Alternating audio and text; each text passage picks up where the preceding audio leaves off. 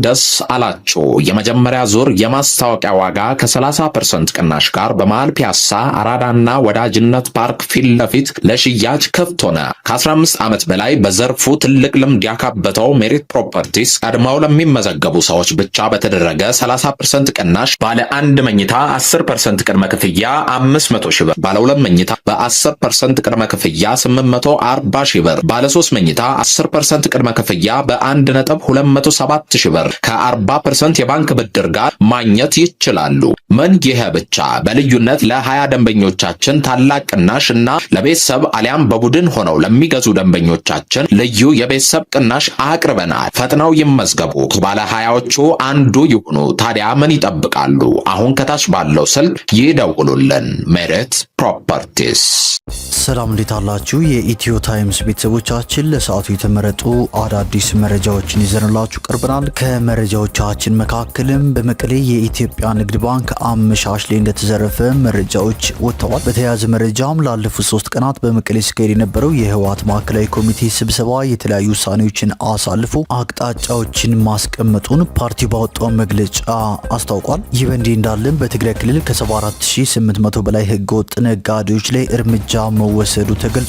ሙሉ መረጃውን በዜናችን በዝርዝር እናስደምጣቸዋለን። ከዚህ መረጃ በተጨማሪ የኢንተርኔት ተጠቃሚዎችን የግል መረጃ አደጋ ላይ የጣለ አዲስ የክሮም ክፍተት እንደተገኘ መገለጹ፣ ኤርትራ ለቃ በመውጣቷ እናዝናለን ሲል የምስራቅ አፍሪካ የልማት በየነ መንግስታት ወይም ኢጋድ የኤርትራ መልቀቅ አስመልክቶ በሰጠው መልስ ውሳኔው አሳዛኝና ወቅቱን ያልጠበቀ ነው ሲል ምላሽ መስጠቱን፣ በአገሬ ለመቆየት ህጋዊ መሰረት የሌላችሁ የኢትዮጵያ ዜጎች በ60 ቀናት ከሀገር የወጡ ስትል አሜሪካ በዛሬው ዕለት መግለጫ ማውጣቷን፣ ለአሜሪካ ፍሎሪዳው አገር አቋራጭ ውድድር ከሚሳተፉ አትሌቶች፣ አሰልጣኞችና አመራሮች መካከል ከግማሽ በላይ የሚሆኑት ቪዛ እንደተከለከሉ መሰማቱና ሌሎችን በዝርዝር የምንመለከታቸው መረጃዎች ይዘንላችሁ ቀርበናል። ዝርዝር መረጃዎችን ለማድመጥ ቻናላችንን ሰብስክራይብ በማድረግ የደወል ምልክቷን በመጫንና መረጃውም ለብዙዎች እንዲዳረስ ላይክ በማድረግ እስከ መጨረሻው አብራችሁን ቆዩ።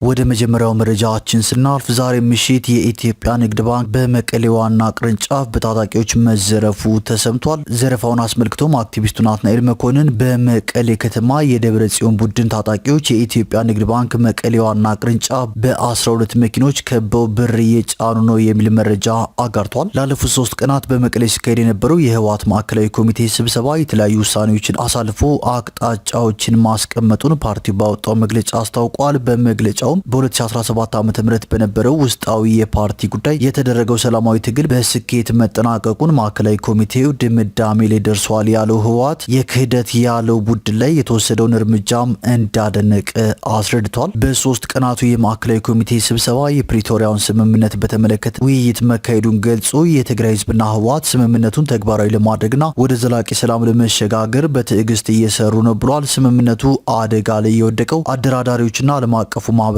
በኢትዮጵያ መንግስት ላይ ጫና ባለማድረጋቸው ነው የሚል አቋም ላይ መደረሱን ያስታወቀው መግለጫው ሲቀጥልም የትግራይ ህገ መንግስታዊና ሉዓላዊ መሬት ሊጣስ አይገባውም በማለት ገልጿል። ስለዚህም ይህንን መሬት ነጻ ለማውጣትና የተፈናቀሉትን ወደ ቤታቸው ለመመለስ በሙሉ ኃይል ለመታገል የሚያስችል ድምዳሜ ላይ እንደተደረሰ አስታውቋል። በተጨማሪም በክልሉ ባለው ማህበራዊ ቀውስ፣ በሰራዊቱ ውስጥ ባጋጠመው ችግር፣ በሰላምና ደህንነት ጉዳይ፣ በመልካም አስተዳደር ችግር ላይ በሌሎችም ጉዳዮች ላይ የፓርቲው ማዕከላዊ ኮሚቴ በዝርዝር ከተወያየ በኋላ አቅጣጫዎችን በማስቀመጥ መበተኑን ህወሓት በመግለጫው አብራርቷል። በሌላ መረጃ ደግሞ በትግራይ ክልል ከ74800 በላይ ህገወጥ ነጋዴዎች ላይ እርምጃ መወሰዱ ተገልጿል።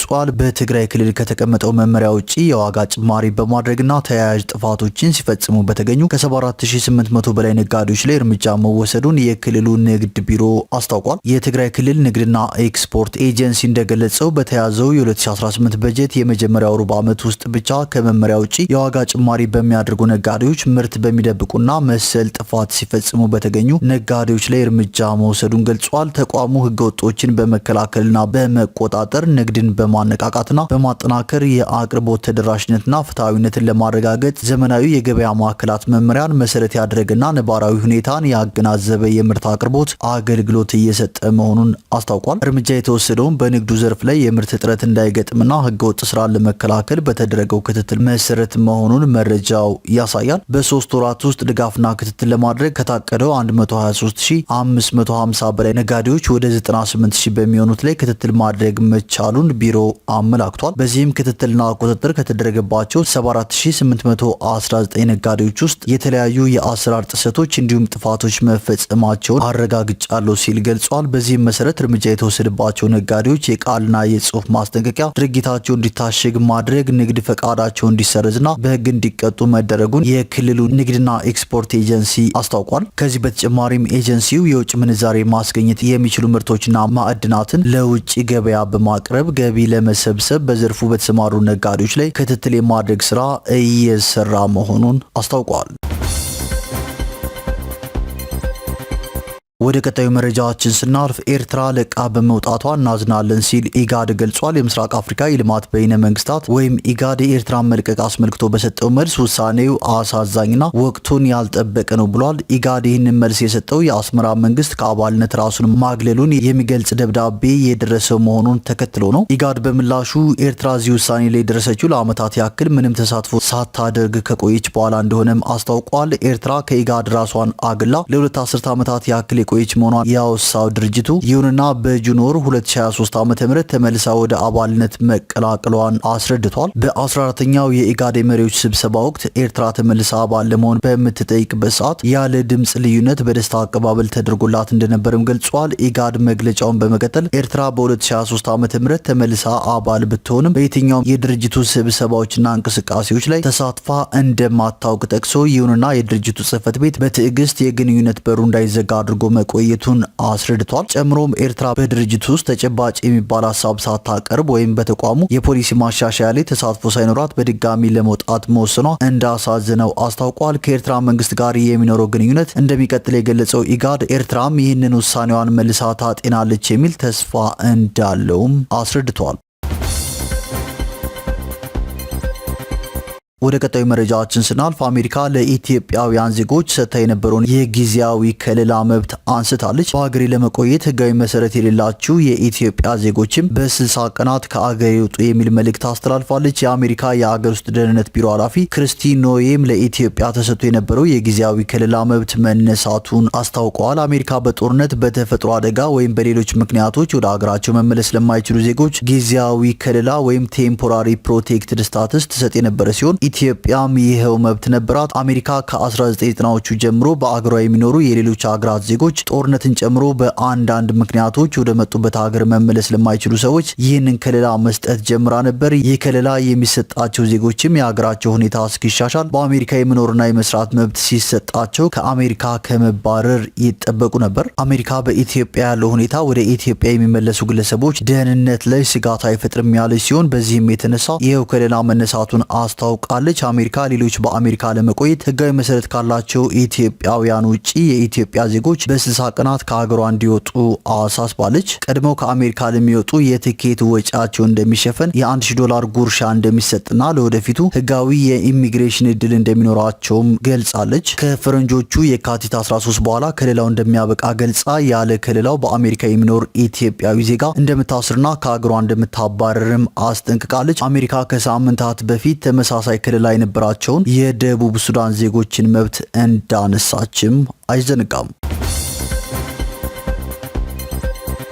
ወደ ቀጣዩ መረጃችን ስናልፍ ለአሜሪካ ፍሎሪዳው አገር አቋራጭ ውድድር ከሚሳተፉ አትሌቶች፣ አሰልጣኞችና አመራሮች መካከል ከግማሽ በላይ የሚሆኑት ቪዛ መከልከላቸው ተሰምቷል። የኤምባሲው ውሳኔም ብዙዎችን አስደንግጧል። የቪዛ ጥያቄው በድጋሚ እንዲታይ ጥረቶች እየተደረጉ ነው ተብሏል። ዛሬ ማምሻውን እጅግ አስደንጋጭ ዜና ደርሶናል በማለትም ሃትሪክ ስፖርት ዘግቦታል። እንደ ኢሮፓያን አቆጣጠር ጃንዋሪ 10 በአሜሪካ ፍሎሪዳ ታላሃሲ ይካሄዳል ተብሎ ለሚጠበቀው 46ኛው ኢንተርናሽናል አገር አቋራጭ ውድድር ለመሳተፍ በዝግጅት ላይ ካሉ አትሌቶች፣ አሰልጣኞችና አመራሮች መካከል ከግማሽ በላይ የሚሆኑት ቪዛ መከልከላቸው ታውቋል። እንደ መረጃው ከሆነ በ46ኛው የአሜሪካ ፍሎሪዳ ኢንተርናሽናል አገር አቋራጭ ውድድር ለመሳተፍ በዝግጅት ላይ የሚገኙት አትሌቶች፣ አሰልጣኞችና አመራሮች ቪዛ ለማግኘት ቀደም ብለው ፎርማሊቲውን አሟልተው ዛሬ ሽሮ ሜዳ ወደሚገኘው የአሜሪካ ኤምባሲ ቢጓዙም ካመለከቱት አመልካቾች መካከል ከግማሽ በላይ የሚሆኑት የቪዛ ጥያቄያቸው ተቀባይነት አጥቶ መከልከላቸው ነው የተገለጸው። የአሜሪካ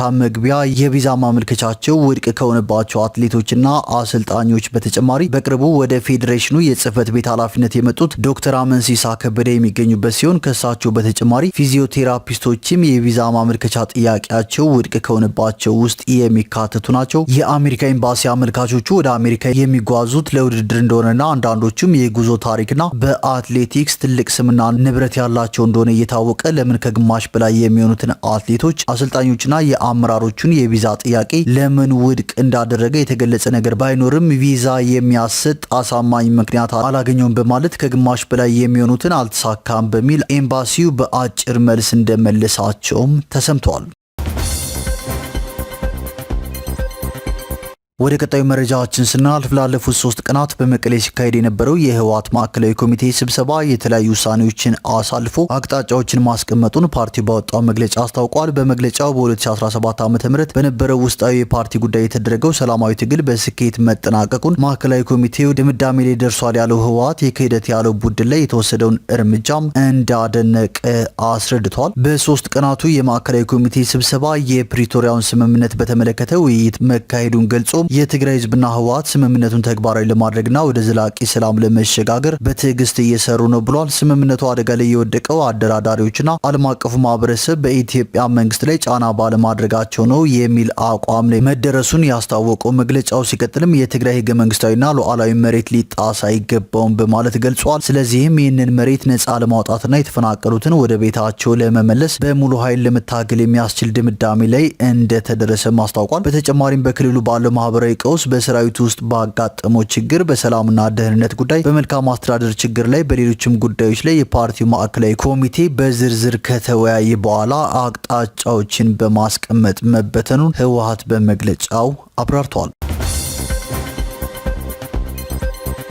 ወደ ቀጣዩ መረጃችን ስናልፍ የኢንተርኔት ተጠቃሚዎችን የግል መረጃ አደጋ ላይ የጣለ አዲስ የክሮም ክፍተት መገኘቱ ተገልጿል። ይህንን ተከትሎም ጉግል ለክሮም መረጃ ማፈላለጊያው ብሮዘር በአስቸኳይ ሊተገበሩ የሚገባቸውን 3 አደገኛ ክፍተቶች አዲስ ማሻሻያ ፓች መልቀቁን አስታውቋል። ከእነዚህ ክፍተቶች መካከል አንዱ በተለይ እጅግ አደገኛ ሲሆን የግል መረጃዎችን ለመጥለፍ በመረጃ ጥላፊዎች በንቃት ጥቅም ላይ እየዋለ ያለ ዜሮ ዴይ ጥቃት መሆኑ ታውቋል። የደህንነት ባለሙያዎች እንዳስጠነቀቁት ከሆነም ይህ አደገኛ ክፍተት የመረጃ ጠላፊዎች ኮምፒውተራችንን ወይም ስልካችንን ዘልቀው በመግባት የይለፍ ቃሎችንና ሌሎች ሚስጥራዊ መረጃዎችን እንዲሰርቁ የሚያስችል መሆኑ ታውቋል። እስካሁን መለያ ቁጥር ያልተሰጠውና በጉግል የውስጥ መለያ ብቻ የሚታወቀው ይኸው ክፍተት በክሮም ተጠቃሚዎች ላይ ከፍተኛ ጉዳት ሊያደርስ እንደሚችልም ተገልጿል። ይህ ጥቃት በፈረንጆቹ 2025 ዓ.ም የመረጃ ጠላፊዎች በስፋት ሲጠቀሙበት የተገኘ 8ኛው የክሮም ዜሮ ዴይ ጥቃት መሆኑም ተረጋግጧል። ይህ የሚያሳየው የክሮም ተጠቃሚዎች በተደጋጋሚ ጥቃት ኢላማ መሆናቸው ነው። ታህሳስ 1 ቀን 2018 ዓ.ም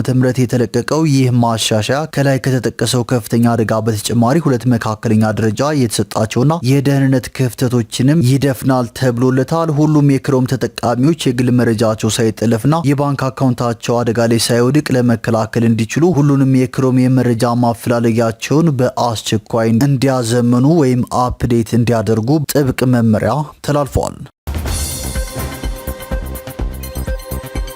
ወደ ቀጣዩ መረጃችን ስናልፍ ከባለቤቴ ጋር አላስታረቃችሁኝም በሚል የግድያ ወንጀል የፈጸመው ግለሰብ በሞት መቀጣቱ ተሰምቷል። የወንጀል ድርጊቱ የተፈጸመው ሚያዝያ 25 ቀን 2015 ዓ.ም ነው። ነዋሪነቱ በጉራጌ ዞን አበሽጌ ወረዳ ጀጀባና ጋሶሬ ቀበሌ የሆነው አህመድ ኢማም የተባሉ ተከሳሽ ከሚስቴ ጋር አላስታረከኝም በሚል ምክንያት አቶ ሙህዲን ሽፋ የተባሉ የግል ተበዳይ ላይ የግድያ ሙከራ ሲፈጽም በባለቤታቸው ወይዘሮ ሹዲያ ሙዘሚል ደግሞ ከባድ መሳሪያ በመጠቀም የግድያ ወንጀል እንደፈጸመባቸው የጉራጌ ዞን ፍትህ መምሪያ ኃላፊ አቶ ኤልያስ ሰብለጋ ተናግረዋል። ተጎጂዎቹ ወደ ጤና ተቋም በመሄድ ሕክምና እንዳያገኙ ጭምር ኢሰብአዊ ድርጊት እንደፈጸመም የአቃቢ ሕግ መዝገብ ያስረዳል። በዚህ የማያበቃው የተከሳሽ ነውረኛና ጭካኔ የተሞላበት ድርጊት በሟች ልጅ በአቶ አብዱል ሐሚድ ሙህዲንና በገዛ ሚስቱ ወይዘሮ ምስኪያ ሙባሪክ አባት በአቶ ሙባሪክ ተውፊቅ ላይም የጦር መሳሪያ በመጠቀም የግድያ ሙከራና ከባድ የአካል ጉዳት ማድረሱ ተገልጿል። በዚህ መሰረት የጉራጌ ዞን ከፍተኛ ፍርድ ቤት ታህሳስ 2 ቀን 2018 ዓ.ም